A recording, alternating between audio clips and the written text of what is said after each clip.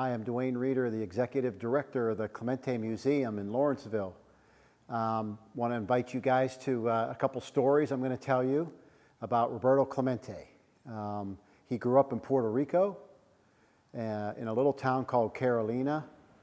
His dad worked at a sugarcane plantation. He was the foreman, and so they grew up fairly poor because they had a big family. Roberto's mother would cook lunch for the workers in the sugarcane fields, and so they worked hard growing up, and Roberto got really into baseball. And they were poor, so they couldn't afford a bat and a ball and all that, so he would make a baseball out of taking bottle caps, wrapping them with tape, putting it in a sock, taping it up some more, and that's what they would hit because they couldn't afford to go to the store and buy a bat and a ball. So he grew up, playing hard and just loved baseball, and started at an early age, becoming semi-pro and then professional. And he caught the eye of a scout from the Brooklyn Dodgers, and they grabbed Roberto, signed him to a deal for the 1954 season. He went off to Montreal, Canada. So think of that.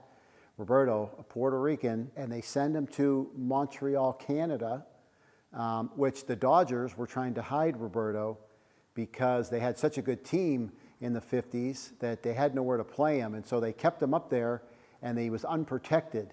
And so the Pittsburgh Pirates had the first-round draft pick for 1955. And we had a scout that heard about Roberto, saw him play a little, and they said, hey, we should grab Roberto. So with our first-round draft pick, we grabbed Roberto Clemente. And when they told him the news, he said, wow, that's great. Where's Pittsburgh? So he shows up here in 1955. Roberto started playing better and better and better for the Pirates, making the Pirates a really good team by 1960, and we win the World Series. But leading up, through the 50s, Roberto had it pretty tough. They picked on Roberto. They called him names until he became a superstar, and they would leave him alone. But in the 50s, he had it pretty tough here. So he developed this thick skin, and he decided he was going to fight for other blacks and Latins and minorities. And so he was known as a fighter. He would fight for people's rights. He always wanted to do the right thing, and so he would stand up for people. So Roberto, he developed this reputation around the league as a player that would fight for what was right. And by the end of his career, all the players on all the other teams voted him in to be the leader of their union that was forming, the Players Union. The sad thing is he passes away the next year and he doesn't get to actually serve. But they knew that Roberto would fight for what was right and stand up for all baseball players. So in 1960, the Pirates win the World Series, and that's a big moment in Pittsburgh baseball history. But for Roberto, 1961 is the year where he really turns it on, and he wins his first batting title, his first Gold Glove. He's MVP of the All-Star game. He really takes off in 61. He starts swinging a heavy bat with the knob missing. We call it the U1, the knobless bat. And so then he wins 4 batting titles in the 60s. And he's MVP of the league in 1966. So in the 60s, Roberto Clemente is the man. So then in 1968, when Martin Luther King is shot, they're going to have his memorial service, his burial. It was right about the time that the season's going to open.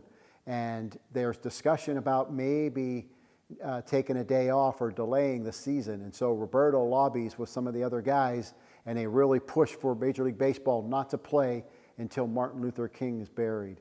And so that's what happens. But it was Roberto really pushing for that. And by then he's a superstar, and people would listen to what he's saying. That was a pretty important moment in baseball history.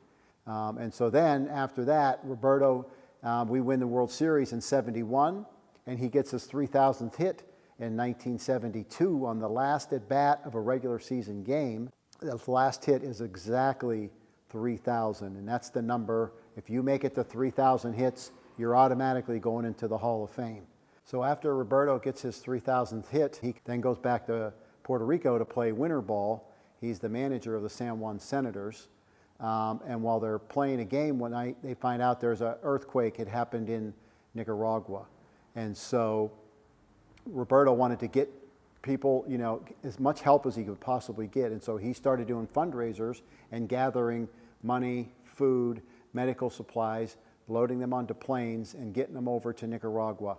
After the second plane was confiscated by the general of the army of Nicaragua, he's like, that's it. We're going to get another plane. We're going to load it, and I'm going on this plane.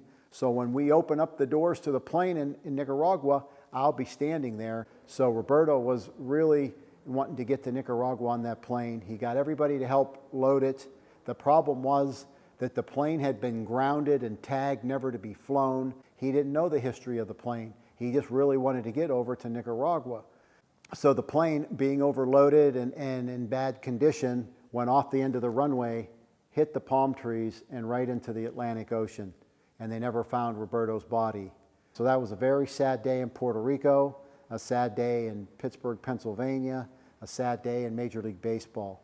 Shortly after that, on the 4th of January, they have a memorial service at a little church in Puerto Rico, and every person on the island was trying to get into that church. The Pirates flew all the Pittsburgh Pirates and their wives down to Puerto Rico. All the Clementes were there, except for the most important person. Couldn't even get inside the church, couldn't even get down the streets of Carolina because there were so many cars and so much traffic, and they started the memorial service without Vera Clemente, his widow, which was very, very sad. So she ended up hearing it. They had it pumped on loudspeakers outside, and so she caught a little bit of it on these loudspeakers. They actually put it on the radio too. They had it live on the radio, and so most Puerto Ricans got to hear this memorial service. After that, Vera Clemente is the one who ends up building a sports city that was Roberto's dream. Vera Clemente is the reason we're doing this museum for Roberto today. She inspired us here to help her build an archive of photography, and which led us into digging up some information on Roberto and hearing all these stories from his best friends.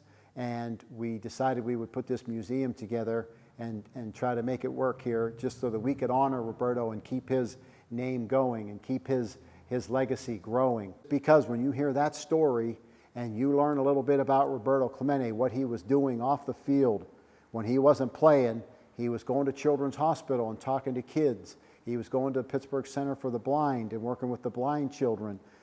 He just gave a lot of his time to working with kids. And he did clinics, baseball clinics around the island of Puerto Rico constantly, so that when he was talking to kids about baseball, he would have your ear, and then if you were listening, he could tell you a couple life stories and try to tell you about maybe trying to be a better human being and maybe help your parents around the house and maybe donate some time for different charities. And so if you will listen to the superstar, he's teaching you baseball, but then he's giving you a life lesson. And so hopefully you guys will go out and do some good deeds and try to be like Roberto. Be number 21, just like Roberto.